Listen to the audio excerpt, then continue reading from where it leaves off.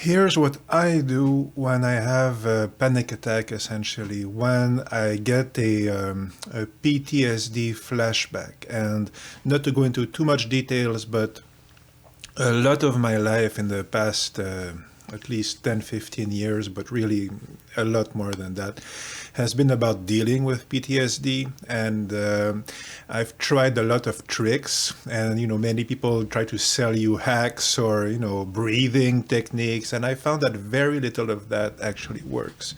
So I'm going to give you the main technique I use. I will tell you where I got it because that's very important, and just perhaps give you some general info of what's actually going on in your body when you're having like essentially a PTSD flashback and a lot of panic attacks, anxiety. The literature seems to indicate that that's where it comes from, but basically what's happening is your body is panicking because it's perceiving a threat. And when you have a PTSD, essentially your body is detecting threats where there aren't any, and that's because it hasn't processed the energy of what caused the trauma event. So trauma is a physiological response. It's not emotional. It's not a psychological phenomenon. There are psychological after effects. But fundamentally, trauma is your body reacting to a threat. Okay, and what happens is that this is Irene Lyon's content I'm giving here, Peter Levine's content, Gabor Mate's content. The body keeps the score. That's that approach, and that's the approach I have found that works. Okay, and the idea is that a trauma is actually what happens when your body perceives a threat and its fight-flight mechanism is activated, but it can't spend that energy, so it collapses. Like the deer is being chased by a lion, let's say, and the lion can't fight and it can't flee. The lion catches it, and at that time, the nervous system switches to collapse mode, essentially. So if the lion eats the deer, then the deer doesn't suffer so much. And if the lion doesn't eat the deer straight away, well, the deer has an opportunity to wake up from that self-induced kind of biological morphine, if you like, and wake up and run away, essentially. So in nature, normally, when that happens, and there's videos of that, well, you'll find that the gazelle or whatever notices the lion is gone, wakes up, shakes, and runs away, essentially. So that shaking part, which has become kind of famous if you watch PTSD or trauma videos, it's described as this, that shaking response is kind of well known. So essentially, in nature, when that trauma activation energy, that fight-flight energy is activated, that shaking is how it's evacuated in nature. And you will find many people saying that, when you're dealing with PTSD in real life, you want to activate that shaking response. And I have a lot of the shaking response. I'll tell you straight away, a lot. Like even years later of, therapy and all these things, I still have a lot of that shaking response. But the shaking response that is not what heals you, okay? And what does heal you, again, it's another topic. For now, what we want is what will get you out of the activation mode, out of that reflex that your body is in, that, it's perceiving a threat where there isn't, because it still has that pent-up fight-flight energy, okay? So typically when you're traumatized, you either very often you find yourself alternating between the collapse mode, where you think you're feeling fine, but actually it's just because your body is so stressed that it's beyond fight or flight. It's waiting for the lion to eat it, and it's kind of it's kind of comfortable. You know, you can spend many years of your life in that collapsed state and think you're fine, but actually you're just waiting for the lion to eat you. You know, and but once that your body picks up that maybe there isn't a threat anymore, well, the activation reawakes and you're in fight flight mode, and so you might have rage, but very often it's fear, so you have the anxiety and so forth, and quite often we alternate between that activation and back to collapse mode. Okay, and obviously that doesn't work. So what's the tip? Okay, what do I do now? So I did get some somatic experiencing. I had that for I think at least a year, and it's a life changer. That's what you need to do if you have trauma, and you probably do. It's a lot more frequent than we think. Somatic experiencing or any body-based approach, any non-intrusive. So I mean not rolfing. Rolfing is aggressive. And though some people do benefit from it, I don't recommend it personally. I think it's more risky than anything else. But you know, if you want to try it out, go ahead. But I would much more recommend a softer approach, like somatic experiencing, that lets your body get used to not panicking. So you need, and that's the like the, for instance, the Aryan lion approach, and which is to build capacity so that your nervous system is not overwhelmed anymore, so it doesn't go into what I call the collapse mode. And once it's not once it has enough capacity to handle the fight flight energy, well, eventually then you can evacuate it and all these things. But and the trick I'm giving you now, which is orienting, which does work. Okay, a big part of building capacity comes from, at least I have found in my own life, from using it kind of as a technique, essentially. Okay, so what is it? So you have to be aware that your body has its own language.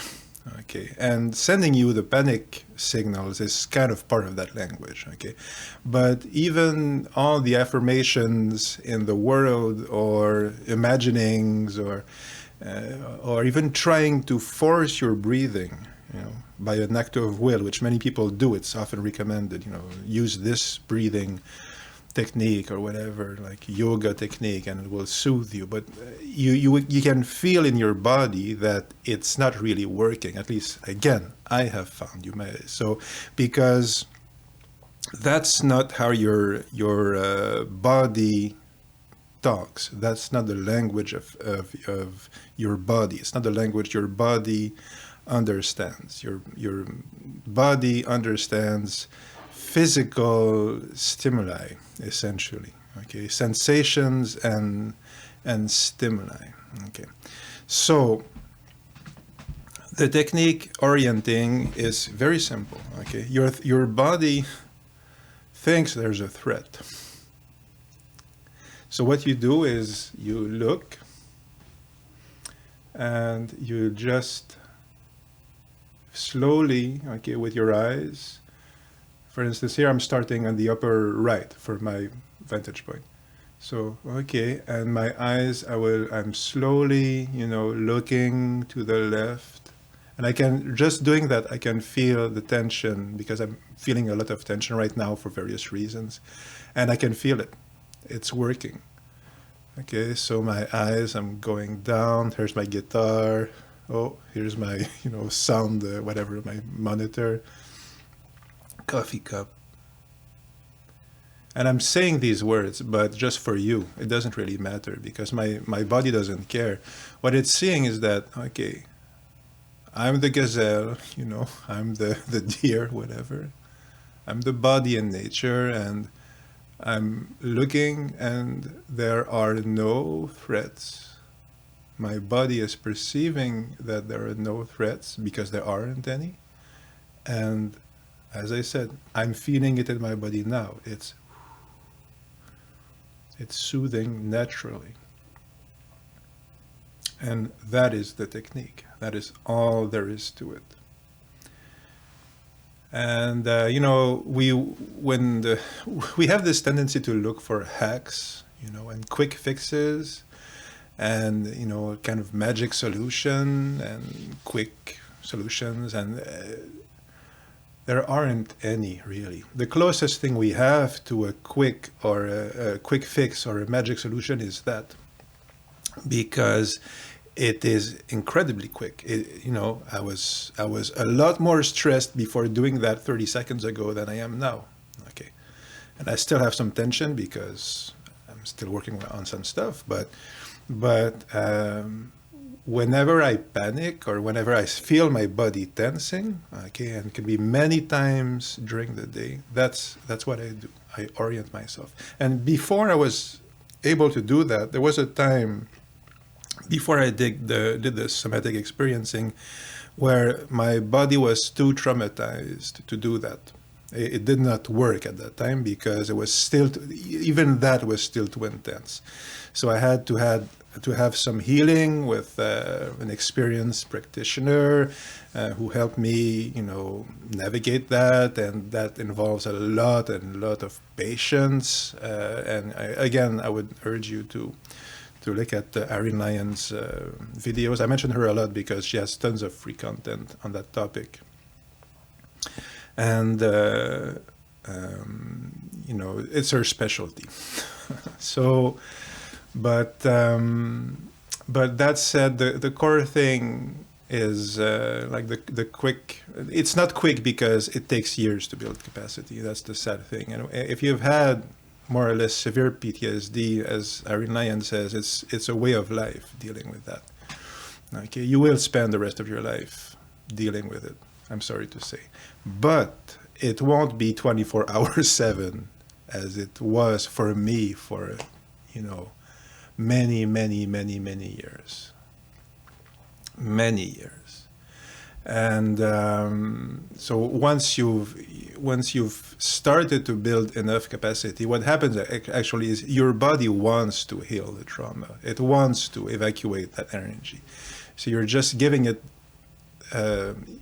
enough sense of security so that it knows that it can do it. And doing that, as a habit or a trick or just a technique, I've found personally really helps with that. So, and that will help build capacity. It has in my case. So again, orienting, I'm doing it now. You're just letting your eyes, look at stuff. I'm looking through the window, there are trees and there's the sun, there's the car,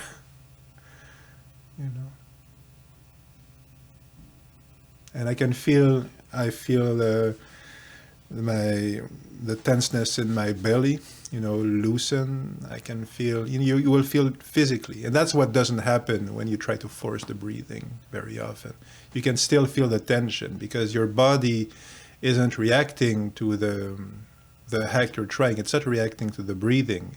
All it's feeling is more tension. So that's why it really doesn't work. The breathing techniques.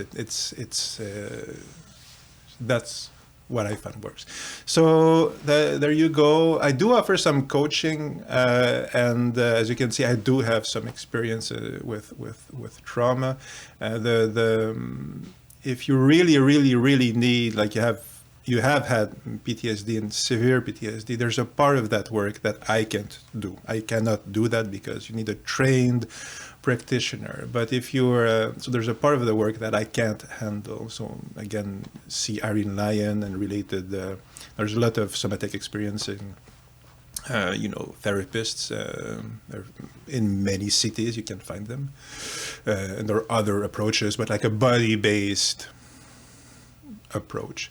But that said, if you are seeing one of those therapists or healers, or you need additional support, I can certainly do that, because I've been through it for many years, and and also, if you're just like, the main focus of my coaching service is helping you get back to the story you were meant to live, like your inner story, your real inner story, how to really become yourself.